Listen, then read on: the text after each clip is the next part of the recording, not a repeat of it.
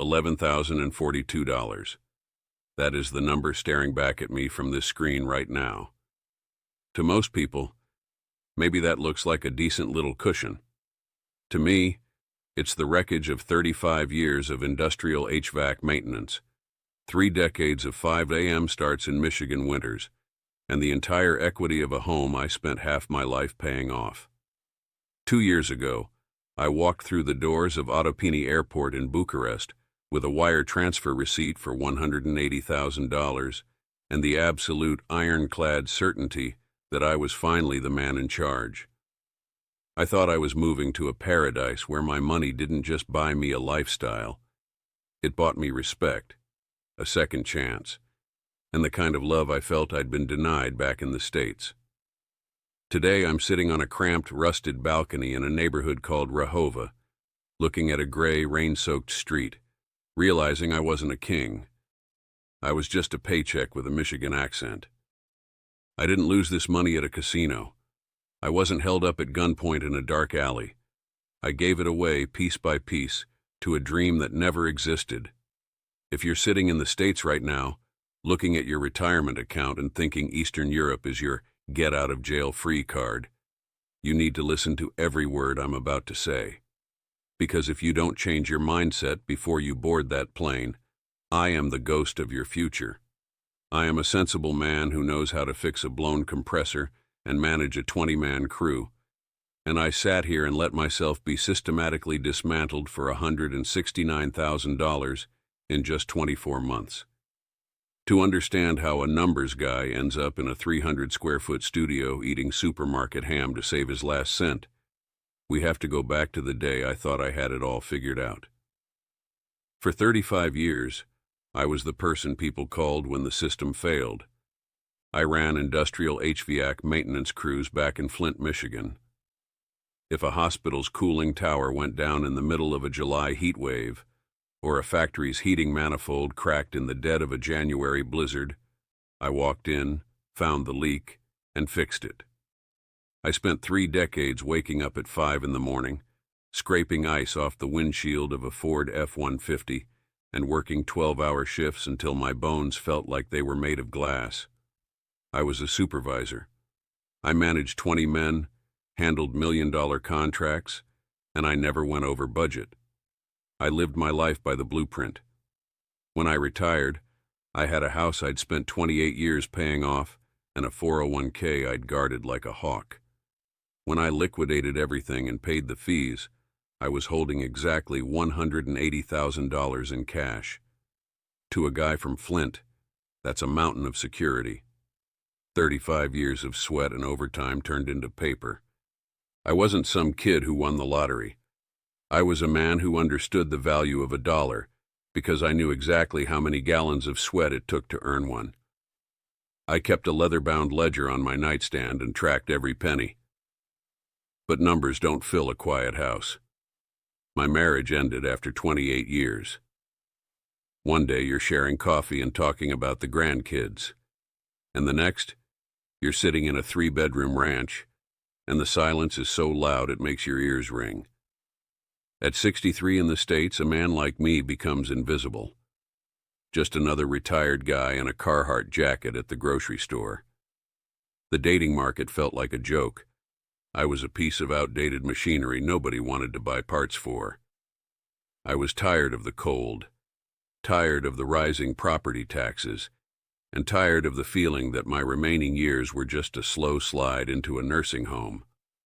I wanted to be the man again. I wanted to be a provider, a patriarch, someone whose presence carried weight. I didn't jump on a plane because I saw a flashy video on the internet. I spent 6 months doing what I thought was preventative maintenance on my future. I joined the expat forums. I tracked the exchange rates. I mapped out the cost of a liter of milk, a kilowatt of electricity, and a gallon of gas in Bucharest. I even took a 10-day scouting trip to see if the reality matched the brochures. It did. Or so I thought. I saw a country that felt like the America I remembered from 30 years ago, where life moved a bit slower, and a man's word still seemed to mean something. And that's when I met Elena. She wasn't some 21-year-old in a nightclub looking for a handout. She was 34, a dental assistant from Brasov, grounded and kind, with a hard life behind her just like me. She didn't ask me for a single dime during those 10 days. We'd walk through Tsismidiu Park and she'd talk about her family, her work, and her desire for a simple, stable life. I felt like I'd finally found a partner, not a prize. I went back to Flint, sold the last of my belongings, signed the final papers, and built a spreadsheet that proved my $180,000 would last 25 years if I stayed smart. I wasn't having a midlife crisis. I was making a calculated industrial-grade pivot to save my own life. I had the logic, the math, and the girl. Everything was perfectly calibrated, or at least, that's what the blueprints told me, right up until the moment I touched down at Otapini Airport. When those wheels hit the tarmac at Otapini, I felt a physical weight lift off my shoulders that I hadn't even realized I was carrying. It was like a relief valve finally popping on a high-pressure boiler. I walked through those sliding glass doors into the arrivals hall, and the air hit me.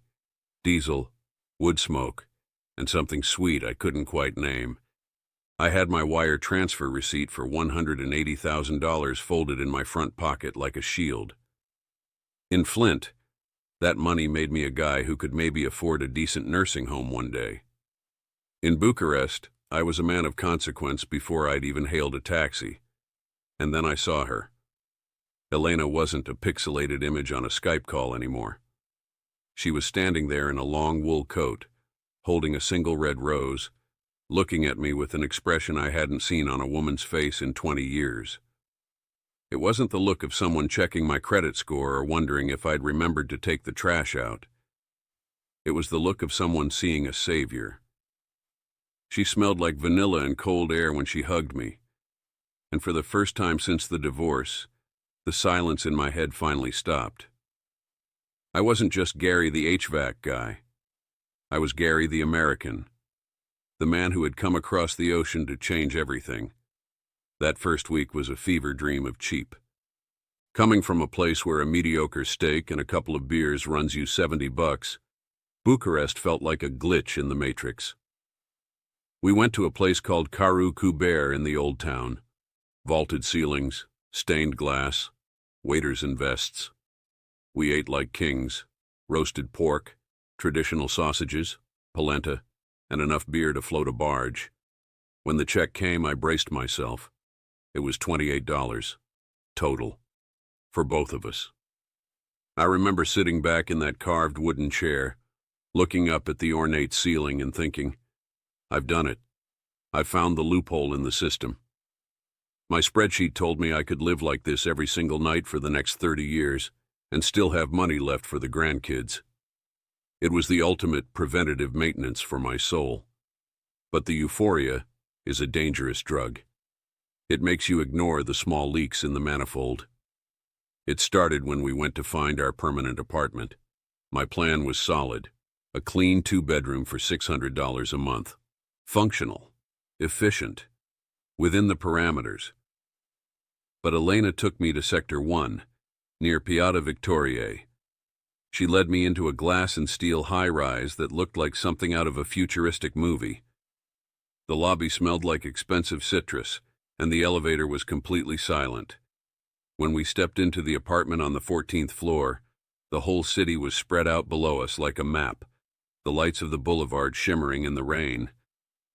Gary, she said, standing by the floor-to-ceiling window, you are not just a tourist. You are a director. You are a man of stature. You spent 35 years in the cold and the grease so you could finally stand here. You cannot go back to living in a gray block with the retirees. You belong here, with the leaders. The rent was $1,800 a month. My internal alarm fired. That's triple my budget. A massive deviation from the blueprint. But then I looked at her, and I looked at that view, and I did what every man does when he's trying to stay the man. I rationalized. I told myself it was still cheaper than a 1-bedroom in Miami. I told myself that the quality of life offset the cost. I handed over $5,400 for the first month and deposit without even asking for a receipt. I felt powerful. I felt like I was finally playing the game at the level I deserved. I didn't realize I was just paying for a very expensive front row seat to my own dismantling. Within a month, I was burning through $4,500 every 30 days. It felt like nothing because the numbers were so much smaller than back home, but I was spending 4 times what an average Romanian family earns in a month. We were dining at the finest spots on Calea Victoriei, taking weekend trips to the mountains, and I was picking up every single tab. I loved the way the waiters bowed slightly when I handed over my card. I loved the way Elena looked in the clothes I'd bought her. I was 63 years old, and for the first time in my life, I felt like the pressure gauge was finally in the green. Then came the Audi incident. Elena was still working as a dental assistant, making a few $100s a month, taking the metro across the city. One evening, she came home with red eyes. Her mother in Brasov was failing, a respiratory issue. It hit me in the gut. I'd seen guys on my crews go down with lung problems from years of industrial exposure. She was terrified she wouldn't be able to reach her mother in an emergency. "I am so ashamed to even tell you this, Gary," she said, her voice trembling. "I don't want your money. I just want to know my mother is safe." We went to a dealership the next morning. She gravitated toward a 2019 Audi A6, silver, sleek, leather interior. $22,000 cash, 10% of my entire net worth gone in an hour. I hesitated. But then the salesman, a guy with a smile as fake as a plastic manifold, told me that as a foreigner on a temporary visa, I couldn't easily register the car in my name. "Put it in Elena's name. She is a citizen. The insurance is cheaper, and she is your wife in your heart, isn't she?" I looked at her. She looked at the car like it was a lifeboat. My numbers guy brain screamed to get a lawyer, to sign a contract de commoda to protect my asset. But I didn't want to be the guy with the contract. I wanted to be the hero. I went to the bank, authorized the wire for $22,000, and watched her drive that Audi off the lot with her name on the title. She blew me a kiss as she pulled away, and for a moment I actually believed I had bought security. I didn't realize I had just handed over the only leverage I had left. By month 8, the spreadsheet was bleeding red, but I was too busy playing the successful expat to read it honestly. That's the problem with numbers. They only tell you the truth if you're willing to look at the ledger without lying to yourself. Every morning I'd look out at the Bucharest skyline, drink my espresso, and tell myself that $1,800 a month for rent was a strategic investment in my happiness. I was 63 years old, and for the first time in my life, I wasn't the guy fixing the cooling tower. I was the guy who owned the view from the top of it. That's when Elena's brother, Mihai, started showing up for dinner. He didn't look like a man who worked for a living. Italian suits, fast talk, the oily confidence of a salesman who knows he's got a mark on the hook. He had a logistics business, trucks, warehouses, moving goods across the border to Hungary. He spoke the language of industry, amortization, fleet management, contractual fulfillment. It felt like home. He told me he had a contract with a German firm but needed $45,000 to secure the lease on 3 new trailers to expand his capacity. "Gary," he said, leaning over a $100 bottle of Romanian wine I'd paid for, "I don't want a handout. I want a partner who understands machinery. You know how to manage a crew. You know how to keep equipment running. Invest $45,000, and in 2 years you aren't just living off savings. You're a stakeholder in a European logistics firm. You'll have an income that covers your rent, and you'll be the patriarch this family needs." 45,000 was my red line. If I lost that, my 25-year plan became a 10-year plan overnight. I hesitated. but the atmosphere in the apartment had already started to shift. Elena was becoming distant, working late, spending more time on her phone. When I brought up the budget, she'd mention how her friends' husbands were all successful businessmen, not just retired guys. The Flint loneliness started creeping back, cold and sharp. I realized my value in this house was tied to my ability to keep delivering the next level, and if I stopped delivering, the warmth would stop too. I didn't just hand over the cash. I asked for papers. Mihai showed me documents with blue stamps and official-looking signatures I couldn't read, but that felt industrial enough to satisfy my ego. He talked about amortization and fleet maintenance, words that felt like home. I told myself this was the pivot I needed to truly secure our future. I went to the bank and wired $45,000 into an account for a logistics firm I'd never seen a single truck for. As that transaction complete message flashed on the screen, I felt a cold chill that had nothing to do with the Bucharest winter. I was now $67,000 down in less than a year. After the investment, the leaks became a flood. It seemed like every week there was a new emergency requiring a temporary injection of cash. Elena's mother needed private medical fees for a surgery not covered by the state, $10,000. Then came the engagement ring.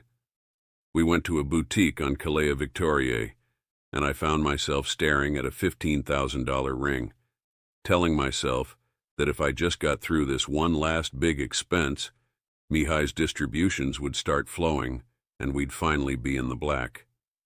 I was like a mechanic trying to fix a blown engine by pouring more oil in while the block was cracked wide open. My $180,000 nest egg was now sitting at less than $40,000, and I didn't have a single asset in my own name.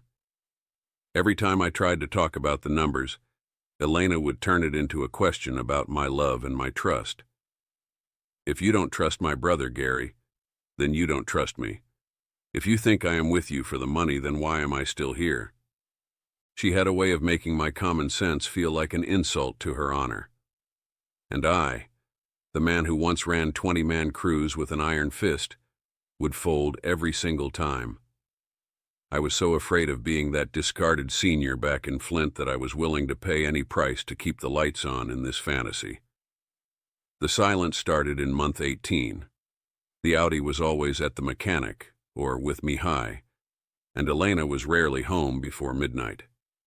When I asked about the logistics business, Mihai would become aggressive, talking about bureaucratic delays and corrupt officials that required even more money to grease the wheels.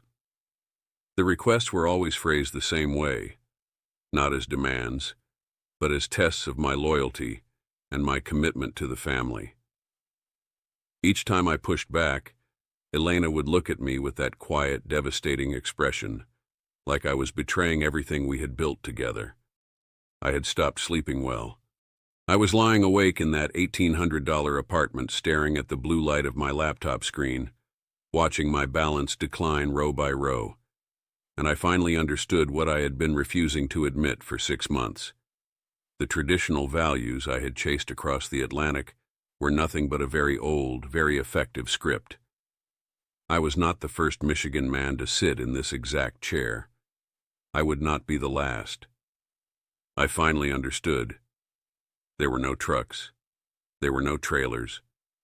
There was just a Michigan man sitting in a glass tower, watching his life's work evaporate into the Bucharest air. I'd sit up at night, staring at the declining balance on my laptop, the blue light reflecting off my calloused hands, and realize I wasn't the king I thought I was. The 15th of the month was when the first partner distribution from Mihai's firm was supposed to hit my account. $5,000. I had already mentally earmarked it for the next 3 months of rent in the glass tower. I woke at 6 a.m., Flint habits dying hard, and refreshed the bank app. Nothing. I waited until noon. Still nothing. I called Mihai, straight to a recorded message in Romanian.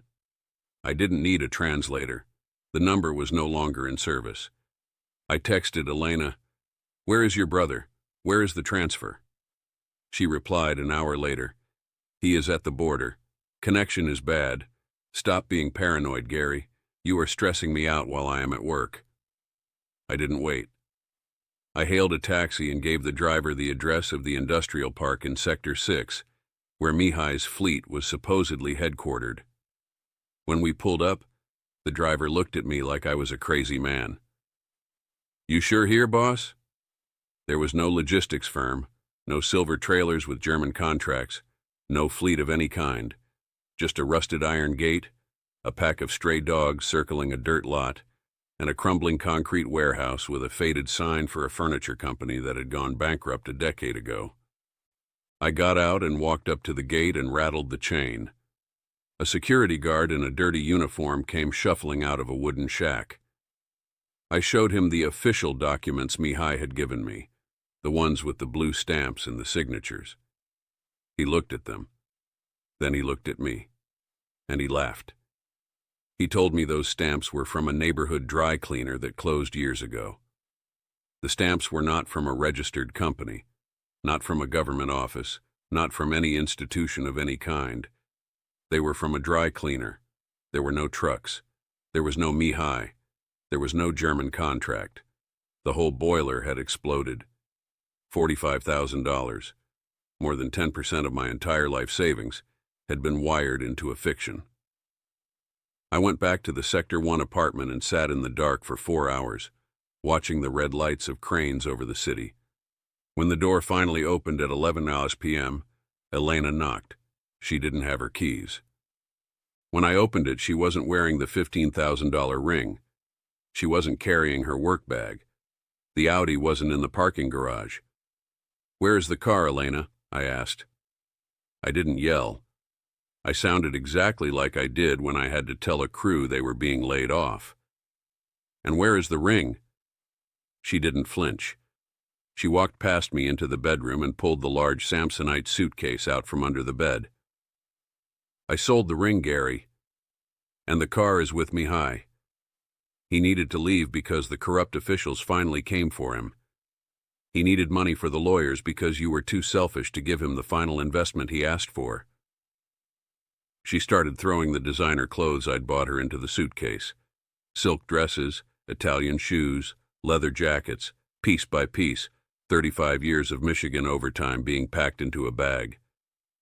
"I gave him $45,000, I said, my voice cracking.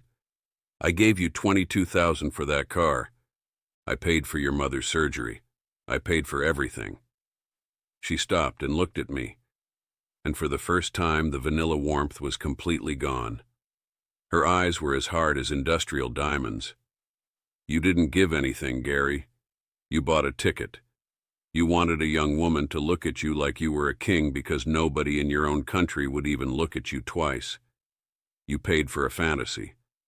Well, the fantasy is over." She zipped the bag. It made a sharp, final sound. "The car is in my name," she said at the door. "The medical fees were my business.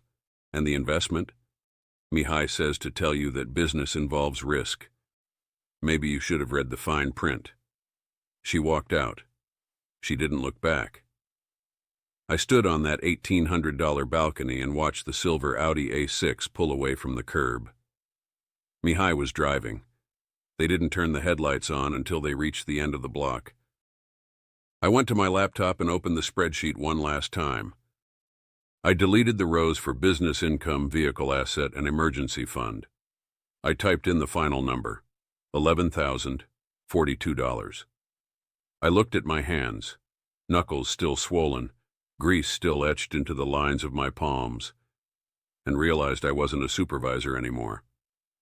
I was just a 65-year-old man in a high-rise he couldn't afford, staring at the wreckage of a life he'd dismantled with his own hands. I'm in a 300-square-foot studio in Rahova now, a long way from the glass towers of Sector 1. The walls are thin, the heater hums like a dying compressor, and the view outside is just another gray concrete block with laundry strung between the windows. I have $11,042 left. I'm eating supermarket ham and bread for dinner, to make sure that number doesn't drop a cent faster than it has to. Next Tuesday, I'm boarding a plane back to Flint, Michigan. I'm 65 years old and starting over from scratch. No house, no 401k, no Project Second Chance. Just a suitcase and the hard realization that I spent 35 years of overtime to buy a 2-year education in how to be dismantled. If you're sitting back home right now, looking at your bank balance and thinking you've found the shortcut to the good life, you need to hear 3 things that no travel brochure is ever going to tell you. First, your Western common sense is a liability, not an asset. In Flint, if I saw a leak in a manifold, I knew exactly what was wrong and how to fix it. I thought the world ran on those same mechanical laws. It doesn't. You think you're playing chess with these people, but you're not even a player. You're the board that everyone else is playing on. My supervisor's logic told me I was in control because I was the one with the money. I was wrong.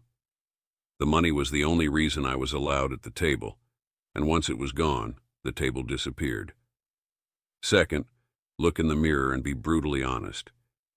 If a woman who is 20 years younger and 10 times more attractive than anyone who would look at you back home says she loves you after 3 months, she doesn't love you. She loves the exit ramp you provide from her poverty. I wanted to believe I was special. I wanted to believe Elena saw the pillar of the house in me. She didn't. She saw a wire transfer receipt. I wasn't her partner. I was her ticket out of a dental clinic and into an Audi A6. Third, and this is the one that would have saved me $67,000, never put an asset in a name that isn't yours. I don't care what the local law says. I don't care what the salesman tells you about registration. I don't care how much your girl tells you that a contract is an insult to her honor.